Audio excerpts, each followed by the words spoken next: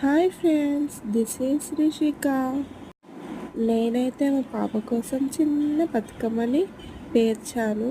ప్రతి ఇంట్లో ఆడపిల్ల ఉన్నప్పుడు తను ఎదుగుతున్న కొద్దీ కొన్ని కొన్ని అలవాట్లు మనము నేర్పిస్తూ ఉండాలి. ముఖ్యంగా మన పండుగల విషయంలో చాలా నేర్పిస్తూ ఉండాలి. మా పాపకి 3 ఇయర్స్. తను ప్రతి దాంట్లో యాక్టివ్గా ఉంటుంది.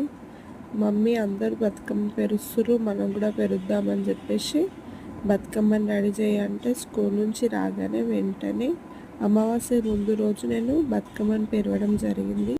చిన్న బతుకమ్మను పేర్చి ఇచ్చిన తర్వాత ఎంతో ఖుషిగా పాప మంచిగా బతుకమ్మను పట్టుకొని అట్లా వాకిట్లో పెట్టి ఆడుకుంటూ చాలా బాగా ఎంజాయ్ చేసింది. అయితే మేము టెంపుల్కి వెళ్ళలేదు కాబట్టి ఇంట్లోనే టబ్లో బతుకమ్మను వేయడం జరిగింది.